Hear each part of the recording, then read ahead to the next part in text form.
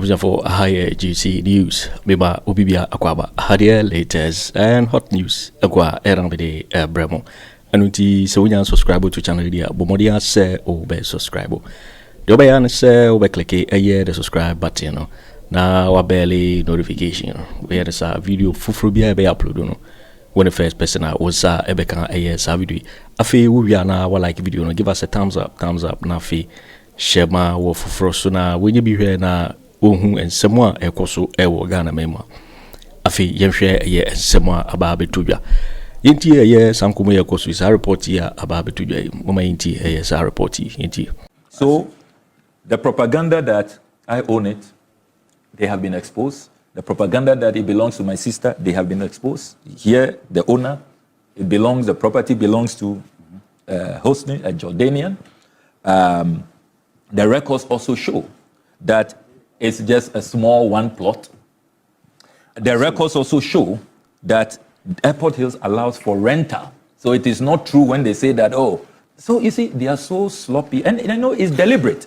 They just, and if you listen to them, it's all because of Aura. That, Mr. Aura, he's going around, he's saying, why are we buying land for 42,000 cities? Why are we trying to buy hotels, Net hotels? Why are we doing National Cathedral of $58 million? So he should come to Equity with clean hands. So we have to smear him. Even if there is nothing to smear, there is nothing, that I've done. Look, Alfred, let me state that I have served this country in many capacities.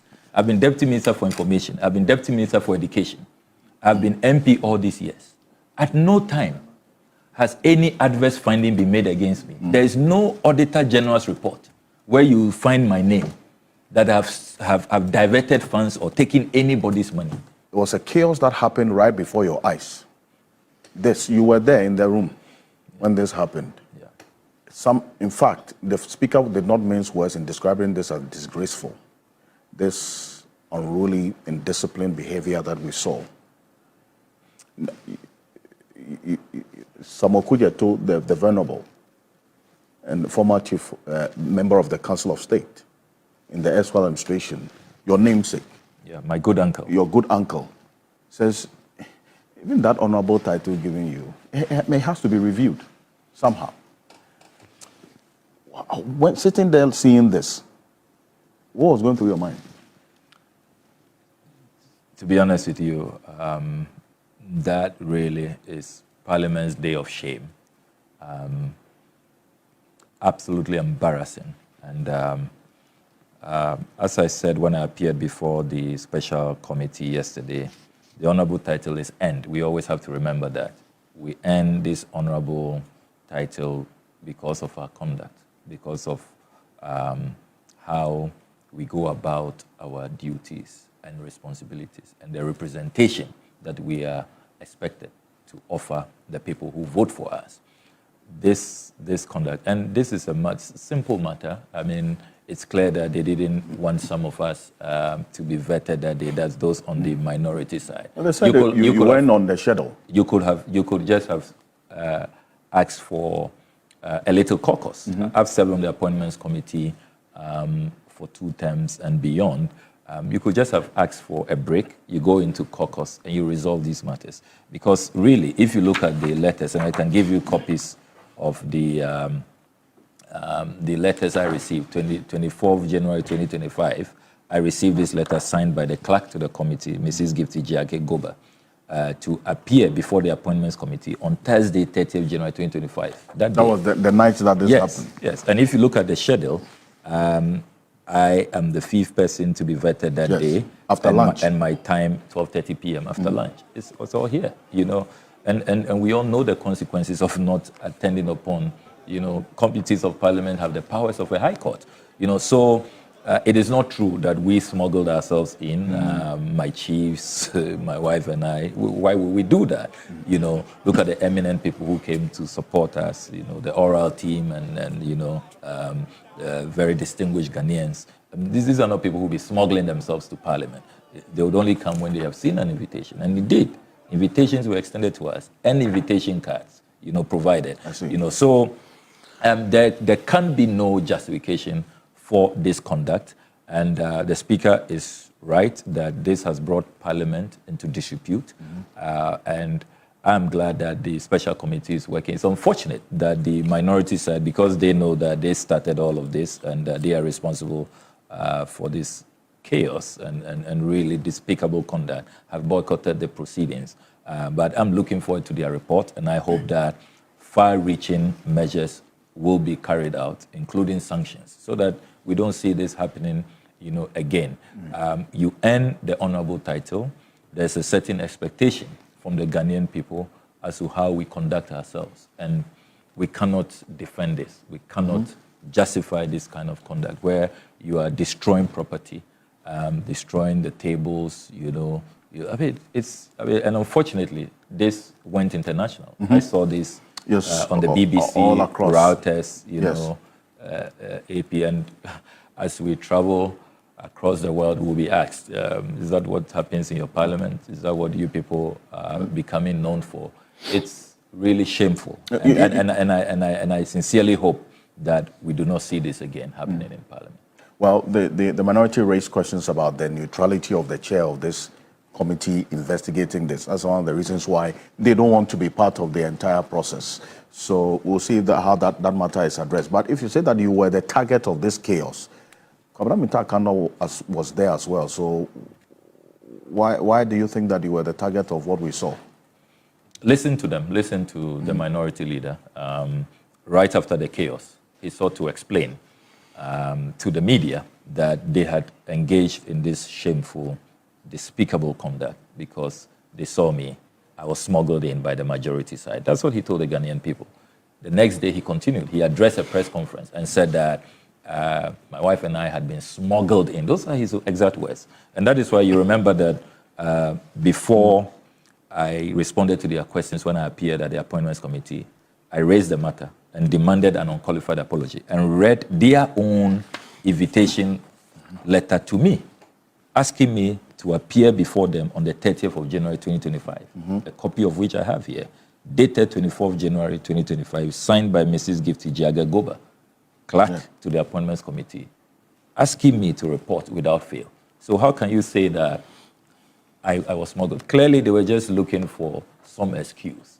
Even though what they are saying is blatant falsehood, let's just, for the sake of argument, say that you see an MP entering into your appointments committee room and you think that the person has been smuggled in, the person is not invited. Does it justify, even if that was the case, does it justify this kind of unruliness, this violent behavior? So there can be no justification. And you see, let's see leadership. When we err, we are human, we are fallible, and sometimes you can really go so low. You should be honorable enough to acknowledge that upon reflection, with hindsight, you should not have conducted yourself in that manner. But don't be muddying waters, and even annoying the Ghanaian people the more, causing greater outrage by continuing with just blatant falsehoods, fabrications about somebody being smuggled in. So I say I was a target because of their own statements that they made, claiming that because they saw me entering and taking my seat, waiting my turn, they thought, they should engage in that, very, very disgraceful conduct because I have been smuggled in. When you invited me. But the letter, in fact, we have a copy of that, but some of them also say because of who you are, the position you're going to occupy, or you're occupying now, and what you have done in the past, and looking at the time of day at around 10 p.m. that you were supposed to be vetted, they definitely were not going to allow that to happen because they needed more time for you to grill you and ask you all the questions. And at 10 p.m., if what we saw was anything to go by, your 6-hour interview, if it had happened around that time, close around 3 a.m. that day. Honorable. So, Alfred, the letter said I should appear that day. And it gave me 12:30 p.m. as the time that they expect that I'll be called. But certainly, the Honorable Sam George At 5 hours. Came before me and had been there for over 5 hours. So I was told to wait by both the clerk and the majority chief whip. And don't forget that this whole disgraceful episode, it takes a toll, even financially, because you have all of these guests, your chiefs have, and the chiefs didn't prepare, to stay over because they have been told that it will get to attend at 12:30, So you now have to be, frantically going around looking for where there might be hotel space to make hotel arrangements and all of that. So you rather owe us an apology, not lies, engaging in all of these fabrications. And look, if you pay regard to Article 1036 of the Constitution, it's very clear that committees of Parliament have the powers of a High Court, and they compel attendance when you're invited and you don't show up. It's contempt. So, I mean, what is our crime? What did we do wrong for waiting for our turn and being beckoned? We were told by the clerk and the chief whip to come in because the Honorable Akando was about to be vetted, and after the Honorable Akando, it will get to my turn. So they wanted me to hold myself in readiness. So really, there can be no justification for this kind of conduct, and I hope that we will work quickly to repair our image. We should not see this conduct again. I see. Well, I want you to look at this video because it's a message from your uncle, the Venerable Sam Okudzeto, the former member of the Council of State of the former President Nana Addo Akufo Addo, respected legal practitioner, luminary for that matter. This is how he described the entire chaos that played before your eyes. This is what he said. Take a look. When the title honorable is attached to you, I think it implies a certain kind of conduct and behavior which should be above board. It should be exemplary. Something that young people can look at and say, oh yeah, this is an honorable man, and this is what he will do. And so to find my children, more or less, I think I should call them my children, fighting in Parliament, throwing benches and breaking things, it's a shock to me. I can't believe. But it's not the first time we've seen that happen in Parliament. We saw when the Speaker, who has been retained, was elected, we saw somebody run away with ballot papers. Even that, compared to this brawling and fighting and actually throwing chairs, it's a different thing altogether. It's gone to a different dimension. That was bad already. So is it? Well, so that's your uncle there. And that in conversation with my colleague Beatrice Sedu. Have it. Clear words. Disgraceful, to say the least. And he's right that when the honorable title is attached to your name, the Ghanaian people expect a certain conduct. And so, I mean, this is a matter that we have to bow our heads in shame as an institution, even though it's just a few people who have done that. You saw that, most of us were just quietly, also in shock, watching what was unfolding before our very eyes. But we hope it never happens. The Speaker has taken steps. This committee hearings, I'm sure that it will lead to far-reaching recommendations. The plenary will have its say. Major decisions will be taken, and moving forward, I'm sure that we will put in place measures to prevent this. But I do hope that sanctions will apply so that it will serve as a deterrent. But certainly disgraceful conduct, and it has lowered the image of Parliament, and I hope that we don't see that again. Alexander Afenyo Markin, the minority leader and ranking on this committee, the appointments committee, says that before your vetting, you had some sort of agreement with him.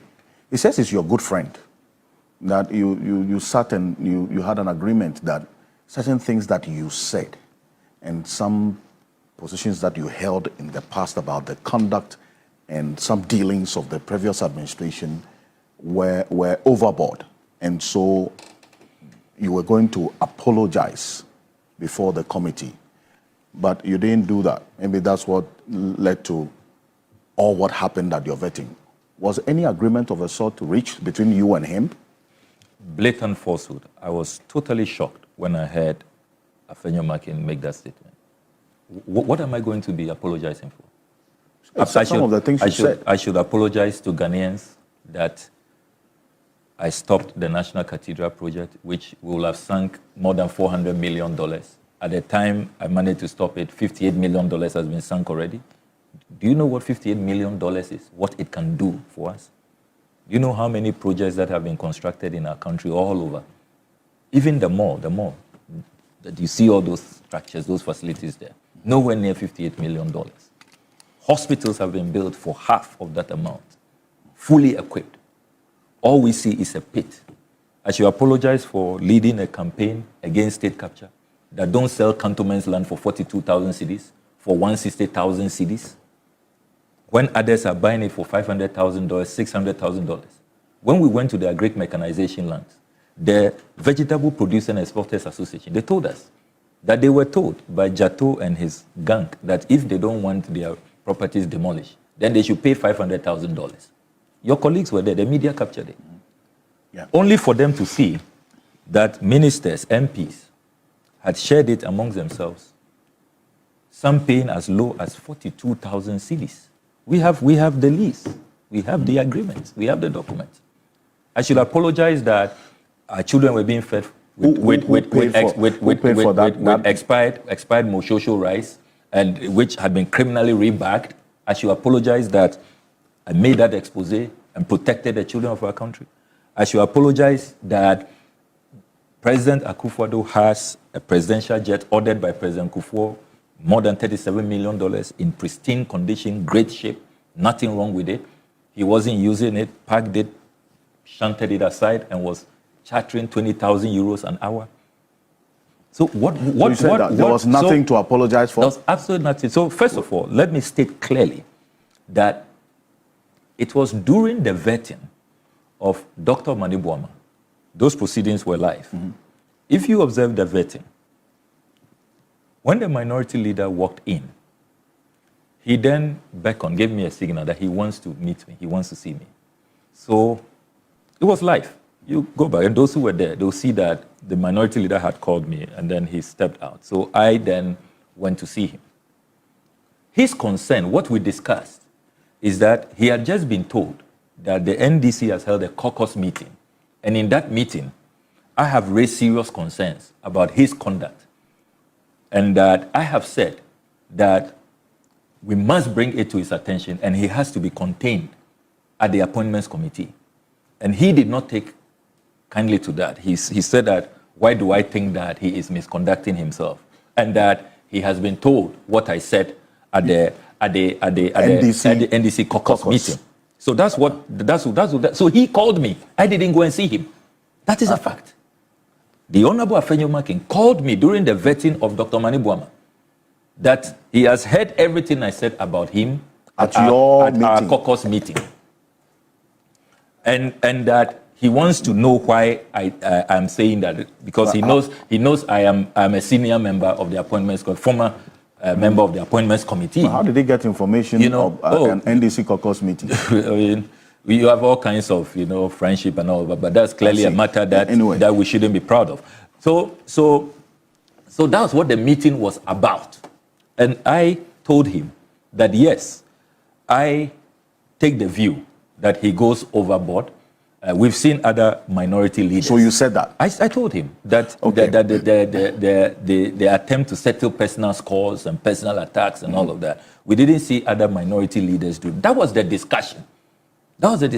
And even said, oh, I was looking good. He always likes my suit, how I dress. That's what the meeting was about. So there was no agreement? There was no agreement. And at no point did I ask for a soft vetting or that did I tell him that, backtrack on what?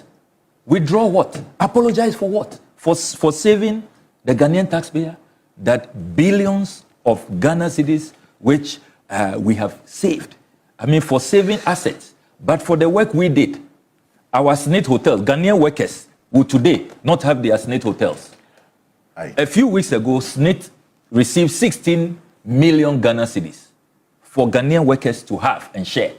That will have gone to one person, one cabinet minister. Are these the things they want me to apologize for? Look, I am very, very proud of the work I have done.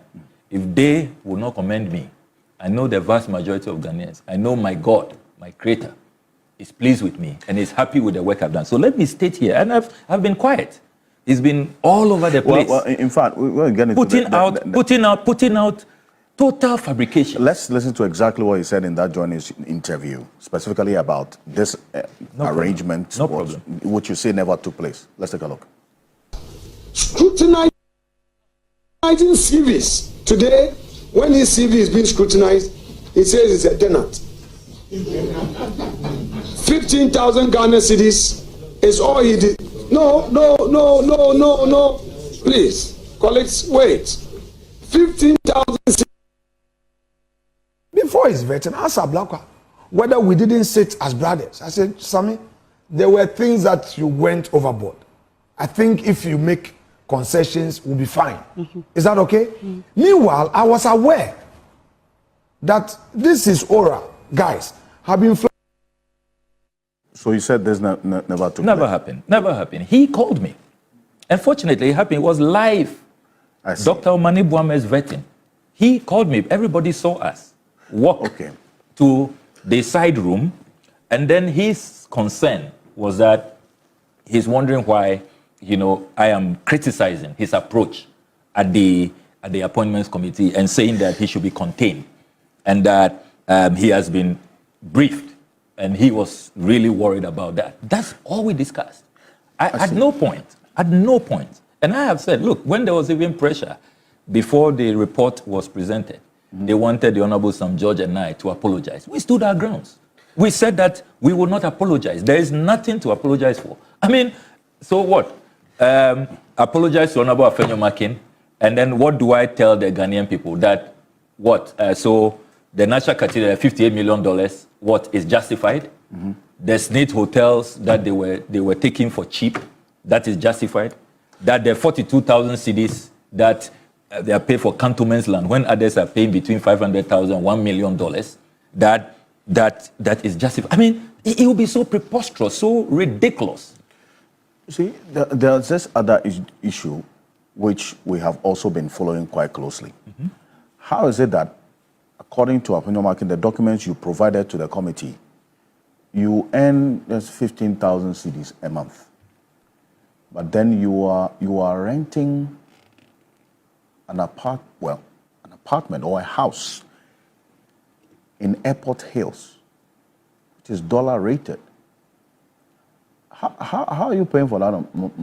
And indeed, are you really renting there?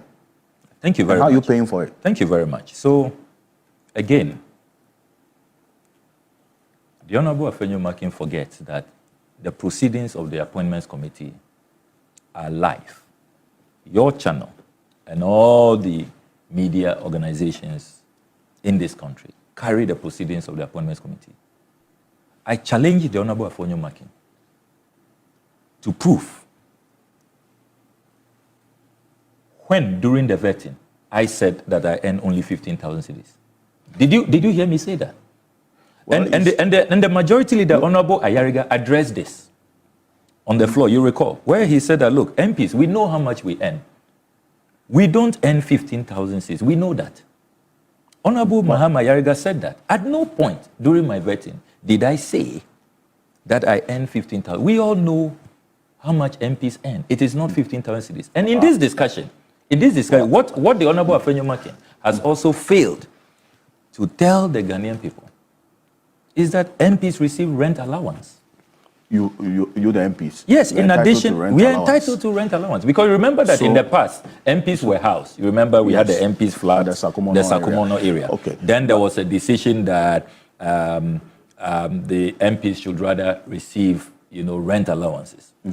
So in addition to base pay, we have, rent allowances and other allowances. So is that what you're using to pay for the Airport Hills, where you are living? Absolutely. You see, I have heard them engage in all kinds of illogical attacks. First of all, they claim that the Airport Hills property belongs to me. Mm-hmm. Yes. And then they put out fake flyers that they have discovered some documents they never published. When I intercept documents, I make them available for everybody to verify. I check with the sources, validate them. None of the documents I have put out in my oversight work has been described as fake. Or have I hidden the documents? I always make them available in the spirit of transparency and accountability. I challenge them today to produce the document they say they have, which shows that that Airport Hills land belongs to my sister. And then they say that, so I bought it, put it in the name of my sister, so I'm not paying rent. That was the first flyer they put out, the first concoction. And that you are just misrepresenting. Exactly. You are paying rent. Exactly. That house belongs to you. Yes, that's what. So that Airport Hills house doesn't belong to you. It does not belong to me. It does not belong. And you see, I'm surprised at the level of sloppiness. Look, if I was on the minority side, and we say we have targeted this gentleman, my crime, my only crime in this is that I'm doing oral work. President Mahama says I should chair oral. And because of the work I did in saving this country billions and billions of cedis and dollars, protecting our state assets, that's my crime. So they made me a target. I should not go through vetting. With their micro-minority numbers, they say they will stampede my vetting and they will punish me because I sought to fight corruption and protect state assets. I campaign against state capture. I have sponsored a private members bill, which I call the Public Assets Protection Bill, saying that politically exposed persons should not be allowed. They should be prohibited from purchasing state assets. These are my crimes. Mm-hmm. These are my crimes. Elsewhere, these decent-minded politicians will rally behind an MP like this and support him. They will not vilify him, hound him, and seek to just, denigrate and subject him to all of these cruel, baseless attacks. Look, as I was saying, if I was on the minority side, mm-hmm. Simple. Airport Hills, they have an estate management. Before the vetting, you saw how we were doing vetting. You saw the work we did. Honorable Muntaka, Honorable Haruna Idrisu, you saw the work we did. We will do our due diligence, our background work. We don't just get up and come there to settle personal scores. We will have gone there, written to the Airport Hills management, mm-hmm. asked for documentation on the true status. That's what we will have done. They haven't done any of that. So in one breath, they say that the property belongs to me. I've put it in my sister's name, so I'm not paying rent. So in another breath, the same people, though, in another breath, they say that, how can you be earning 15,000 cedis? They know it's not true. I don't know about Afenyo Markin. He's an MP. He knows it's not true. That's not how much we are paid. He knows that we receive rent allowances. He doesn't want the Ghanaian people to know. They are not being transparent. They are not being truthful. He knows. So you don't have property in your relatives' names? No. I mean, why will I do that? I mean, Look, when I was asked about my Aveyeme house, mm-hmm. I said, yes, I own it. I built it. If you look in my asset declaration, and I was going to do that, you remember the chairman said that the asset declaration law, you declare your assets with the Auditor General. You remember? Mm-hmm. I have the verbatim report here from the proceedings of Friday, 31st January. If you go to page 132, the chairman stopped me that we have an asset declaration law mm-hmm. in our country. So don't be declaring your assets public. Or if you set that precedent, everybody who appears will have to declare their assets. So have you declared your assets? I've declared my assets. I'm always on time in declaring my. You declare your assets before you take office, then at the end. Yes. And I thought that they could even have I told them that, look, you can even go to the Auditor General and ask for, if the committee so desires, ask for a copy of my asset declaration. So as I was saying, the same people, the inconsistency, the illogicality, and they don't credit Ghanaians with common sense. One breath, he owns the thing. He's put in his sister's name. He's not paying any rent. In another breath, you say that, he earns 15,000 cedis and he's paying rent, and I've heard all kinds of outrageous figures. They say $15,000, $20,000. Look, fortunately, Alfred, and this is exclusive to you. Even though, if you read page 132 of the verbatim report, the chairman of the committee said, when I was asked, and I said, Mr. Chairman, if you want me to share my tenancy agreement with you, even though I will have to seek the permission of my dear wife because we do it together, I have no qualms about that. Then the chairman rules that please do not proceed. It is not in the interest of the committee to be demanding your tenancy agreement, let alone how much you pay as rent. So it was at the instance of the chair. So when Afenyo Markin goes around saying that I was asked and I didn't produce, and they are all over the place saying that, oh, I'm hiding, I claim my landlord has traveled and that I can't find my tenancy. Blatant lies. These proceedings were live. The verbatim report, read page 132, is here. The chairman said that would not be necessary, and the proceedings were live. But despite this, because of all the vicious attacks, corruption, fighting, those of us who want to stop the hemorrhage, stop the bleeding, I decided to write to the estate management that, look, I just want to settle this matter once and for all. So I wrote to the company called Finale, who are the managers of the Airport Hills properties, and told them that, look, even though the chairman, because I know everybody followed the proceedings, even though the chairman said this would not be necessary, I am writing to you, something the minority could have done. I'm writing to you, I want you to do full disclosure. My status there, do I own a property at Airport Hills? Am I renting? What's the tenancy agreement? What are the rules? You've also heard them say that, oh, even Airport Hills, you cannot rent. You've heard them say that. Yes, blatant lies. Because of how much you said to be earning. And that's 15,000, which you say is not the case. You are earning more than that. But on the report you just read, it's saying that the rent is catered for by yourself and your wife. Yes. Okay. We signed the tenancy agreement. So if you don't mind, can I read the letter I wrote to Finale?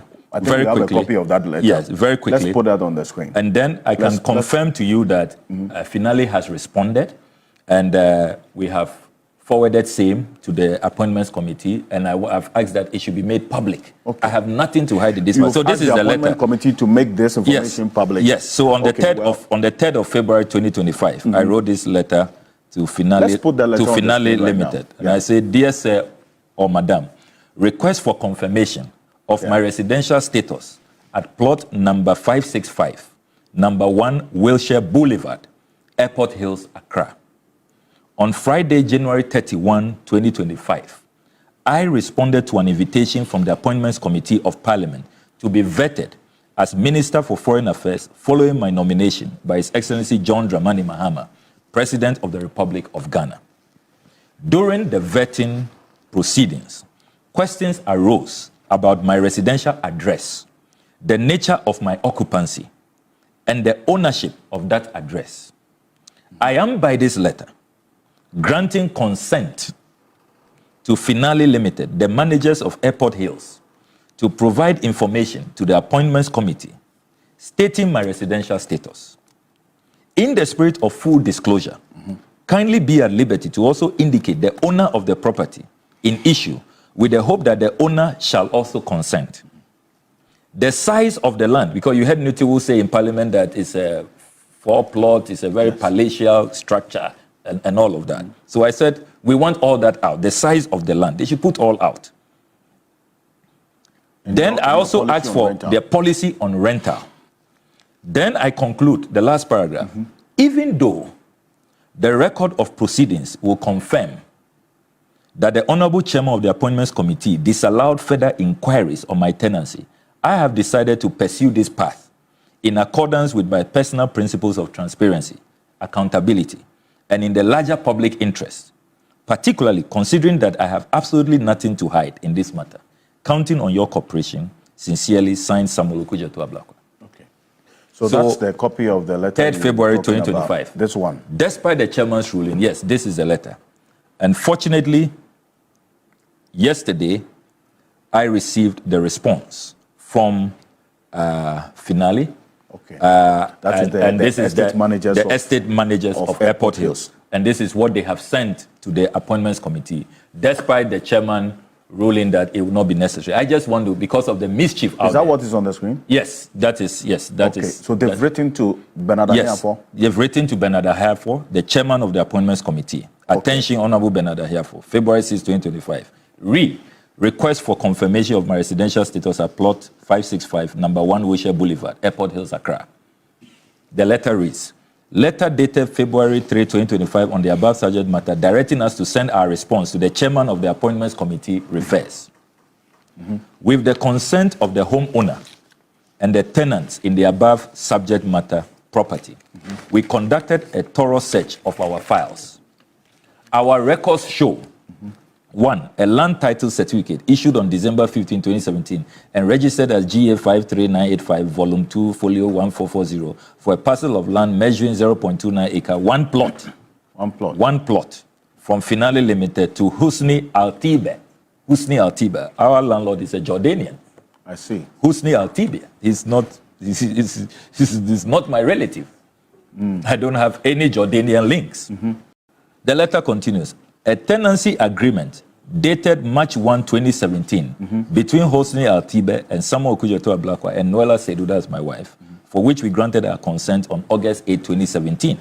A renewal agreement dated March 1, 2022. The tenancy is still subsisting and the requisite consent has been granted therein. Kindly find attached copies of the documents for your reference. 1, land title certificate dated December 15, 2017, consent certificate, 2022 renewal, tenants undertaking signed in 2017 and 2022 respectively, lessee's acknowledgement 2017 and 2022. Airport Hills is an owner-occupied community with a very limited number of rentals, subject to the consent of Finale Limited. Thank you, yours sincerely. This is signed by Benis Among, Director of Administration. So the propaganda that I own it, they have been exposed. The propaganda that it belongs to my sister, they have been exposed. Here, the owner, the property belongs to Hosni, a Jordanian. The records also show that it's just a small one plot. The records also show that Airport Hills allows for rental. So it is not true when they say that, oh, so you see, they are so sloppy. And I know it's deliberate. They just, and if you listen to them, it's all because of Aura. That, Mr. Aura, he's going around, he's saying, why are we buying land for 42,000 cities? Why are we trying to buy hotels, state hotels? Why are we doing National Cathedral over $58 million? So he should come to Equity with clean hands. So we have to smear him. Even if there is nothing to smear, there is nothing, that I've done. Look, Alfred, let me state that I have served this country in many capacities. I've been Deputy Minister for Information. I've been Deputy Minister for Education. I've been MP all these years. At no time has any adverse finding been made against me. There is no Auditor General's report where you find my name that have diverted funds or taken anybody's money. At no point in time. I have attended upon my duties with utmost integrity, making sure that I do not disappoint the people of our country, particularly the youth, who have so much expectation. Yes. So if my crime is that I accepted this oral appointment, and you heard them in Parliament, Mr. Oral, and he's harassing us. He doesn't want us to buy state assets for cheap, and he's preventing corruption, preventing bleeding. So we have to go with him. We have to deal with him. He who thinks he stands should. You heard some of the scriptures they were reading. Should take heed lest he fall. Should this be about? And when you listen to them carefully, it's as though you see politics in Ghana now is become looting, robbery. Come and join us. Why are you trying to portray yourself as a saint? I haven't said I'm a saint, or I don't seek sainthood. I just believe that we should have conviction in our politics, that this is a country where so many people are suffering. Look at the millions out there who can't have jobs. There are no factories. Our factories are collapsing. People can't have potable drinking water, can't have hospitals. Even sometimes some things as basic as incubators. Preterm babies are dying because we don't have incubators. That $58 million we've sunk in a pit. Imagine how it can re-equip all our hospitals. You heard Otumfuo the last time complain about the state of Komfo-Anokye. All of these billions and billions of dollars that we are losing, you know, and you ask yourself, is it a crime to say that let's all come together and try to protect state resources, protect state assets? It's not about sainthood. It's not somebody saying that he is Mr. Saint or he is an angel. I have not claimed that status. All I'm saying is that our politics can be decent, can be clean. We can, you know, stop the hemorrhage and rechannel those resources to improving the lot of our people. Is that a crime? Okay. Should I be crucified because of that? And then they engage in all of these fabrications. So this document we have just shown, say the chair of the appointments committee has copies of this document. Because I recall that during your approval, the reason why the minority did not take part in your approval was that there were some documents, including the details of your rental in Airport Hills, that they didn't have. The chair had this. Again, the chair has this letter. Yes, and you know the details from the managers. And on that day, even before the vote was taken, despite the chairman's ruling on this matter, I showed him the tenancy agreements.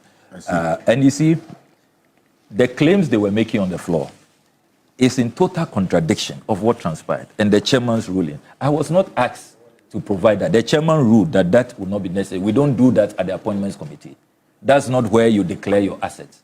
Under the law, there is a clear regime of how you declare your assets, where you declare your assets.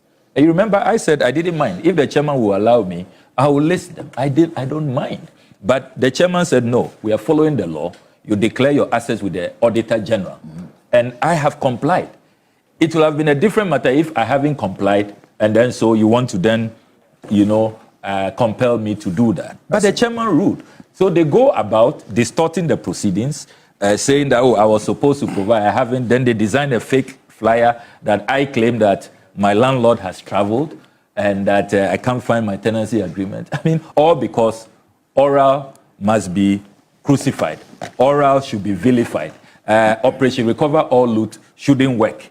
You know, we should not go after looting. And they forget that, look, we have come into power now. If what I was doing was just for cheap, narrow, partisan interests, now that we've come into power, I would not even have accepted this oral appointment, because it will mean that it is now my turn to also loot. It's my turn to go and buy cantonments land for 42,000 cedis. It's my turn now to go and grab SNIT hotels, because I'm now in government. And buff in the sky and all of that. So isn't it good for a country that you have people who have come into government and they say that, look, we will accept oral appointments, we will stand by the principles that we were pursuing in opposition. We say we will protect state assets, and we will make sure that the people's taxes go into their development. Look, in my constituency, all our factories have collapsed. Afenyo rice has collapsed. Meanwhile, we are spending over $400 million every year importing rice, creating jobs for other young people in Thailand, in Vietnam, and elsewhere. Joapon Textiles has collapsed. That $58 million we sunk in that pit, it can be used to take care of these factories, resuscitate these factories, create jobs for our young people. That $58 million they claim to have sunk in that hole, it can be used to create jobs for the millions who are at home, who don't have jobs to go to in our country, who cannot, you know, attain their full potential and have the dignity of life. So these are serious matters, and it should not be reduced to mischief makers engaging in just dubious and very, you know, nauseating propaganda just because we must smear. Let's present the oral chairman as somebody who even lacks the credibility, should not even have a voice to say that let us recover loot. I mean, and it's so obvious. It's so clear that all of this is being done because of oral. You hear them. Afenyo Markin says, oh, why are you raising my 99-year lease with the government? Why are you talking about MPs who have been given cantonments land for 42,000 cedis? Why are you talking about that? The reference was made to the current status of the law, which then allows some of this, the sale of the public lands at such, Please forget about this. Do you know there was a law backing apartheid? Do you know there were laws backing slavery? So a review of the law. Do you know that all the horrible things we have seen that humanity has come to know about? There were laws, there were parliamentary approvals and all of that for a certain select few, to totally, violate the rights. And you see, these matters we are discussing, it's about also causing financial loss to the state. If we can sell a government land, and I don't believe that even government land should be sold. That's why I made a bold statement during my vetting, that under my watch, no diplomatic property belonging to Ghana will be sold. Not one, none. We should not be selling. We should be adding. Why? Our generation also, as Nkrumah bought and even, projected, our population will grow and we will need more, even had acquired land banks for development so we can build more hospitals, build more ministries, build more schools as we expand. As for our generation, we only know how to sell to ourselves. Are we not ashamed? So look, these are matters I am so passionate about, and I have absolutely no regret. I can say with all honor and pride that I have never purchased a government land, if that is what is killing them. And so they have to go into this whole airport hills hubris, then so be it. I leave it to their conscience. Look, I stand firmly that, look, we should not even be selling these state assets. If in the likely event that we want to sell them, there should be value for money. It should be auctioned transparently. Let us not look at how people in the private sector, Martin Kweku and Co, they work hard, morning, dawn to dusk. And when they want to buy this product, they tell them that, hey, you must come with $600,000, $700,000. We need to even discuss these rates. Are they even fair? What we subject the ordinary private person to? Then for them to hear that as for us in the political class, all you need to pay is 160,000 cedis, 42,000 cedis. Is that fair? What kind of system are we creating? And that is my crime. And so they have to smear me at all costs. I want to. It was a battle with the Airport Hills manager because they don't like to get involved in politics. And they say that these are also privacy matters because homeowners don't really want people to know the property because they are private sector people. But I'm glad that they've managed to get the consent of all of these people. And with the documentation and the documentation the tenancy is agreement out, and all that. You say you've given finale is there. And you see, you in the media as well. You see, with all humility, my brother, with all humility, this business of he said, you two go there, do your own verification. But that's the reason why I brought you here. Yeah, I'm glad. But you see, let's encourage independent verification. So Afenyo Markin all week has been all over the place. Just mere no document, no evidence, no due diligence, no checks. And then he's all over the place. Oh, 15,000. And then he's renting for $20,000, $30,000. Where did he get those figures from? I mean, and the same people who say, and then after he says that, he says, no, but I don't believe he's renting. Yeah, I think it's for him. You think, minority leaders, such grave matters, that you have no shred of evidence, no documentation. Meanwhile, these people, Parliament can write. The Appointments Committee can write to finale. That's what I have done. And you see, they responded. The media, you can go and check. And Nitiwo, who stood there, defense minister, former defense minister, said, oh, it's 4 plots. See how he's been exposed. Simple, basic property. And it's also not true that Airport Hills does not rent. So you see how all their propaganda has collapsed.